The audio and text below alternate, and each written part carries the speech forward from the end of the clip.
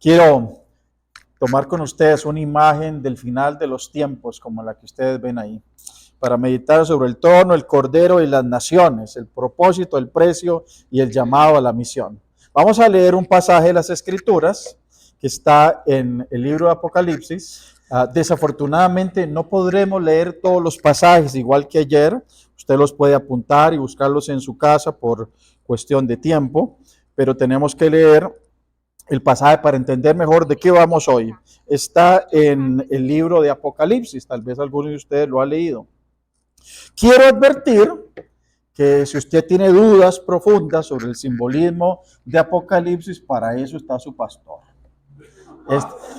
Este servidor no entrará hoy en cuestiones qué significa esto y qué representa eso. Voy a irme a asuntos más obvios de lo que está en el pasaje. Vamos a hablar del futuro. Tal vez yo le preguntara a usted, ¿a quién le gustaría conocer su futuro? Sonaría muy tentador, ¿verdad? Conocer el futuro de uno. Pero cuando usted lo piensa bien, empieza uno a tener un recelo. ¿Cómo me voy a morir yo? ¿Me iré yo antes que la gente que yo quiero? ¿Me iré yo antes de un hijo? ¿Me iré en forma pacífica o no tan pacífica? Todo eso está abierto para nosotros, mis hermanos. Y entonces algunos de nosotros no estaríamos tan abiertos a saber cómo será nuestro futuro, pero hoy vamos a hablar algo de su futuro, del futuro suyo que Dios le reveló al apóstol Juan. Está viviendo un tiempo de persecución tremenda, el imperio romano venido contra la iglesia. Él mismo, el último de los apóstoles vivo, ha visto morir a muchos de los creyentes que empezaron con él. Se ha dado cuenta que mucha de la gente que él invitó a venir al camino ha muerto por esa decisión. Y estando ahí desterrado, recibe esta revelación. En ese momento, nosotros viendo para atrás, nos damos cuenta como la iglesia, pequeñita en ese tremendo imperio, como era el imperio romano, a los ojos de los hombres tendría perseguida por el imperio romano muy pocas esperanzas de sobrevivir. No tenía una Biblia, no tenía lo que nosotros tenemos de testimonio como para saber si efectivamente eso en que se había metido tendría éxito. Así que le revelen el futuro de la iglesia sería algo que le mostraría o él mostraría mucho interés. Y es esto lo que el Señor le revela en Apocalipsis 4 y 5. Vamos a leer en parte, usted puede leer todo en su casa. Apocalipsis 4. Dice así: después de esto miré y allí en el cielo había una puerta abierta. Y la voz que me había hablado antes con sonido como de trompeta me dijo: sube acá, voy a mostrarte lo que tiene que suceder después de esto. Al instante vino sobre mí el Espíritu, vi un trono en el cielo y a alguien sentado en el trono.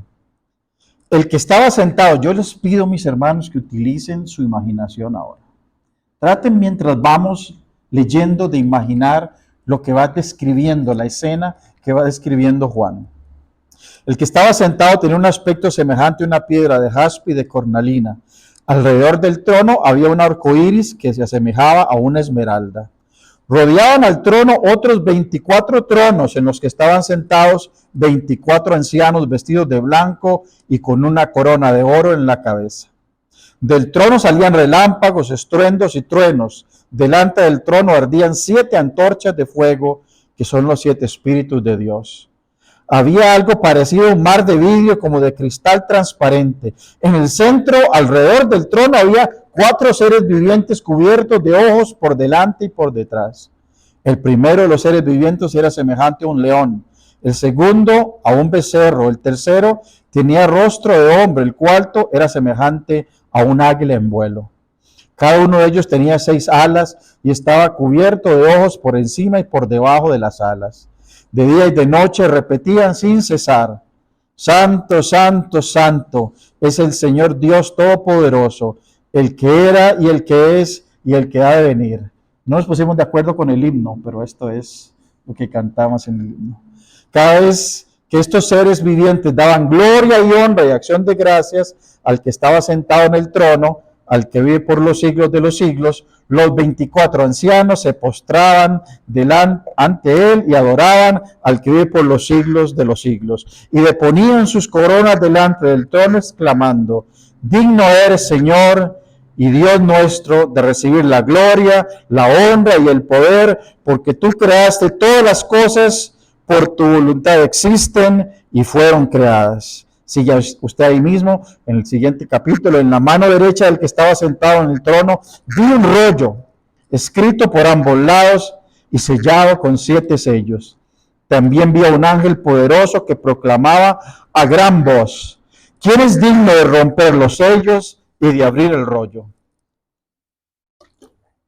Pero ni en el cielo, ni en la tierra, ni debajo de la tierra hubo nadie capaz de abrirlo, ni de examinar su contenido. Y yo lloraba mucho porque no se había encontrado a nadie que fuera digno de abrir el rollo, ni de examinar su contenido.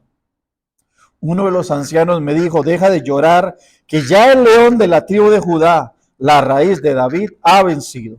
Él sí puede abrir el rollo y sus 7 sellos. Entonces vi en medio de los 4 seres vivientes del trono y los ancianos a un cordero que estaba de pie y parecía haber sido sacrificado. Tenía 7 cuernos y 7 ojos, que son los 7 espíritus de Dios enviados por toda la tierra. Se acercó y recibió el rollo de la mano derecha del que estaba sentado en el trono. Cuando lo tomó, los 4 seres vivientes y los 24 ancianos se postraron delante del cordero. Cada uno tenía un arpa y copas de oro llenas de incienso, que son las oraciones del pueblo de Dios.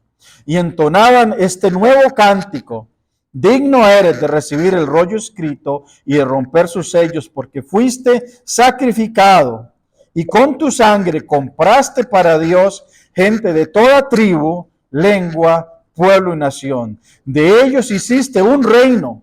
Los hiciste sacerdotes al servicio de nuestro Dios y reinarán sobre la tierra. Qué imagen gloriosa de nuestro futuro, mis hermanos. Tal vez usted ha escuchado este pasaje antes, tal vez ha visto alguna imagen, pero es esplendoroso, es sencillamente inentendible para nuestra comprensión humana. Es la imagen más gloriosa de la corte celestial que tenemos en la Biblia. Se presenta un trono y uno que está sentado en el trono, que asumimos que es el Padre, y alrededor de él hay 24 tronos con 24 ancianos vestidos de blanco. Y luego están 4 seres vivientes cantando continuamente esta alabanza: santo, santo, santo es el Señor Dios Todopoderoso, el que es y el que ha de venir. Y los 24 ancianos, cuando cantaban, se postraban, señal de rendición, y lanzaban sus coronas. La corona significaba que eran tal vez imagen de algo que en sí mismo tenía un privilegio, una posición, una jerarquía, pero que al lanzarlas delante del que estaba sentado en el trono decían: no somos nada comparado con ese que está sentado en el trono. Nuestra corona no es nada, la lanzamos. Y cantaban: digno es el Señor nuestro de recibir la honra, la gloria y el poder. Y Juan está viendo esta manifestación de algo que nunca había visto, y de pronto se le dice que ese rollo que tenía en la mano el que estaba sentado en el trono, es el rollo sellado que tiene la profecía que Dios quiere mostrarle. Aquí es donde va a ver él qué va a pasar en el futuro. Este es el momento en que se va a asegurar de que si lo que estamos predicando, esta fe nueva que estamos predicando y por la que estamos dando nuestra vida, tendrá fruto o no. O se terminará aquí con nosotros, quedará aquí en lo que estamos haciendo, arruinada por la persecución del Imperio Romano. Y no lo sabe, pero está a punto de saberlo. Pero surge entonces un problema terrible. No me pasa. Ya. Surge un problema terrible.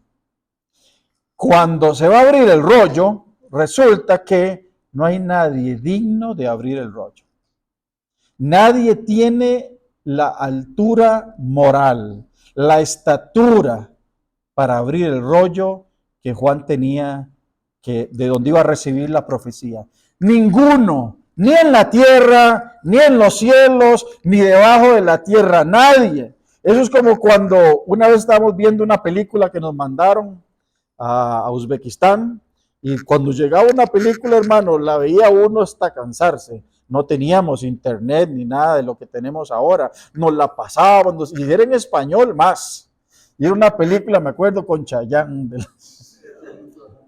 Y estamos viéndola, mi hermano, grabada, me imagino que de la televisión o algo así. Y estamos viéndola y ya a punto al final se corta. No tenía el fin. ¿Quién nos hizo esta broma? No puede ser, ¿verdad? Y aquí Juan está expectante de la profecía y no hay quien abra el libro. Es terrible. Tan terrible la noticia que Juan se pone a llorar. Y dice el texto que lloró mucho. Era algo que había tocado. Hay que darle como... No había uno digno. La palabra digno es una palabra fundamental en este pasaje. Se repite constantemente. Primero hacia el que estaba sentado en el trono y ahora se va a repetir con otra figura. Es la figura de la altura moral. Una persona digna es una persona, según la palabra axios del griego, que tiene el derecho por propiedad de hacer algo. La altura moral de reclamar por derecho a hacer algo. Ayer hablábamos de que nuestra bendición no es un derecho que tenemos, es la misericordia de Dios hacia nosotros. Hoy estamos viendo este pasaje y dimos, esta palabra, dignidad, sí tiene sentido de ese derecho. El que se estaba buscando era alguien que por derecho propio pudiera decir, yo puedo abrir ese sello. Y nadie podía hacerlo, hasta que aparece uno. Uno que le dice el anciano a Juan, no llores. Si hubiera sido tico, le dice, deje la mariquera. No llores. Hemos encontrado a uno digno. Y ese digno es digno por algo que ya hizo. Ya venció. Y se lo retrata como el león de la tribu de Judá, la raíz de David. Entendemos ahí que es esa promesa del reinado davídico que se le había hecho a la descendencia de David en forma eterna. Y la figura del león siempre ha sido una figura de rey, de magnificencia, de poder, esplendorosa. Si quieres coger un animal que parezca tener esos atributos, ese era el león.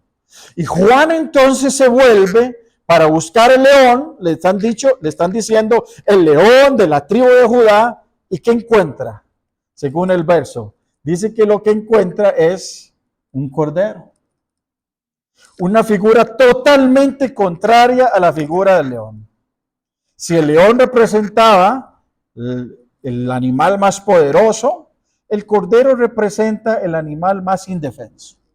Y este no solo era indefenso, sino que dice que parecía haber sido sacrificado. ¿Cómo creen ustedes que se representaba para un judío un animal sacrificado? El cordero sacrificado era degollado, con señales de sangre en su garganta, que era como se sacrificaba a los animales para los sacrificios. Así que entonces, esperando ver a un león, se encuentra con un cordero ofrecido en sacrificio. Esta imagen de león y de cordero viene constantemente en las escrituras. Tenemos ese himno que dice cordero y león, que se toma de esa figura. Refiriéndose a Jesús, es como un contraste, como cuando nosotros hablamos de la encarnación. La encarnación tiene ese contraste. Dios Todopoderoso encarnado en la figura humana de un hombre. Totalmente lo contrario. Es esa figura la misma que Juan ve aquí con la figura del cordero. Y este cordero es el que es llamado digno de recibir el rollo. Toma el rollo y en el momento en que toma el rollo, mis hermanos, sucede algo. Si ya lo que Juan estaba viendo era tremendo, era glorioso, es como la cúspide de la revelación que está teniendo. Es como el momento ese en que en un concierto la banda toca la nota más alta y se escuchan los mejores instrumentos. Dice que en ese momento en que él toma el rollo, los ancianos y los seres vivientes y los ángeles se dan cuenta de lo que esto significa, que usted tiene que agarrarlo hoy. Este es el momento del premio del Cordero. Este es el momento en que Jesús recibe, decían los moravos, los hermanos moravos fueron tremendos misioneros que nos antecedieron. Su lema era que el Cordero reciba la recompensa de su sacrificio. Y su otro lema, sigamos al Cordero que ha vencido. En este momento sucede esta adoración. Vamos a ver si yo puedo leer desde aquí. Los 24 ancianos y los 4 seres vivientes cantaban: digno eres de recibir el rollo escrito y de romper sus sellos, porque fuiste sacrificado y con tu sangre compraste para Dios gente de toda tribu, lengua, pueblo y nación. Y luego en ese momento también millones de ángeles. Esa figura no me la invento yo. Literalmente dice el texto, millones de millones.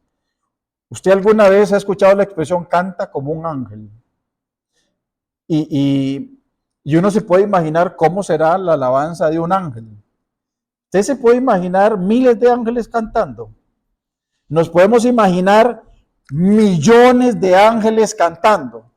¿Cómo sonaría esa alabanza? Cantando: digno es el Cordero que ha sido sacrificado de recibir el poder y la riqueza y la sabiduría, la fortaleza y la honra.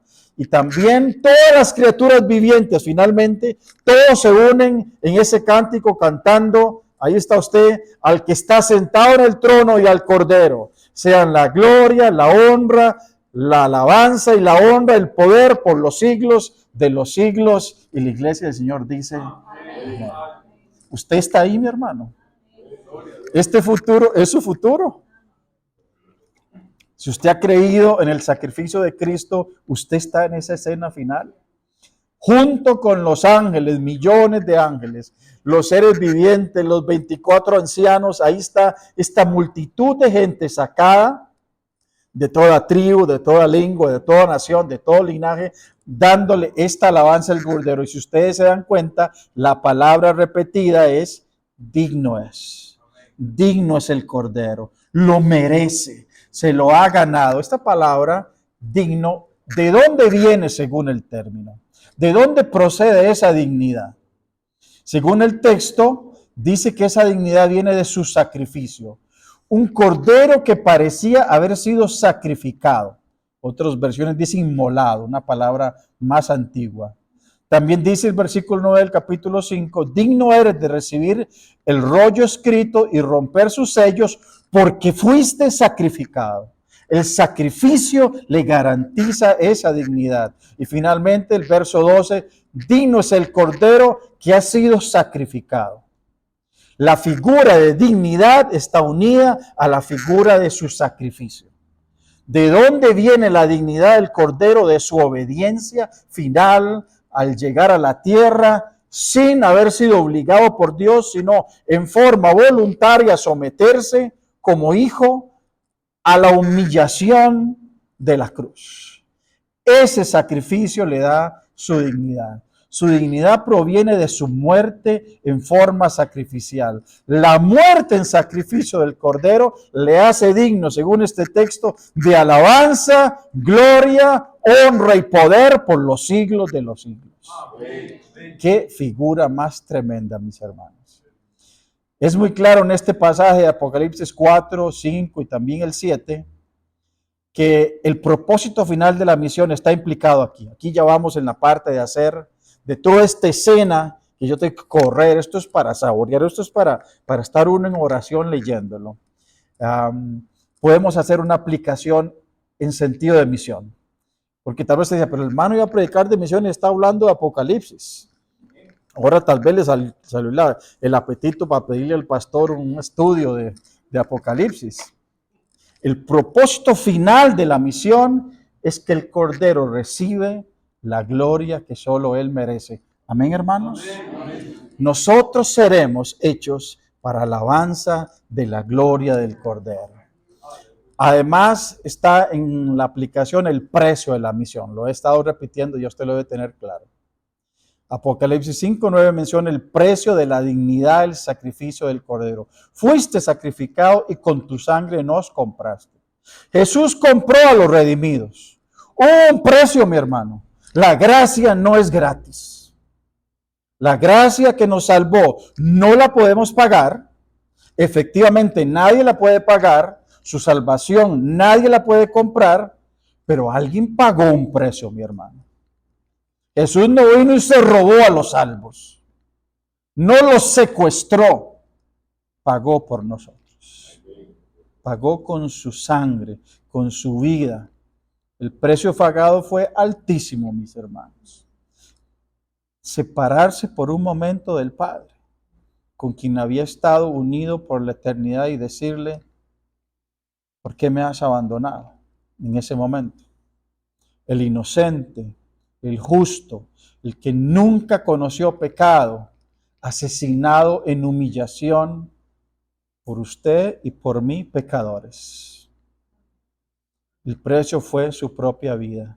Recordemos esto, si alguna vez nos atrevemos a decir: estamos pagando un precio grande por servir a Jesús o por seguir a Jesús. Nada se compara con el precio que Él ha pagado. Amén. Y en aplicación también el llamado a la misión está aquí.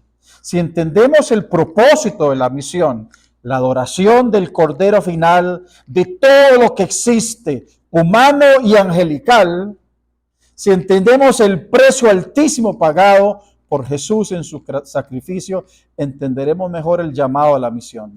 Misiones es un llamado a unirse a Dios en la tarea de reunir adoradores para el Cordero de todas las etnias. Me atribuyo esa definición. Misiones es ese llamado a participar con Dios, ese privilegio de participar con Dios. Usted con su nombre se le da ese privilegio de participar en la reunión de adoradores de todas las naciones para un día darle al Cordero la adoración que solo Él merece. A eso nos está llamando el Señor. Esa multitud de adoradores no será producida en forma automática. Esa multitud de adoradores no será producida por los 24 ancianos, ni por los 4 seres vivientes, ni por los millones de ángeles. Será producida con la participación de su pueblo.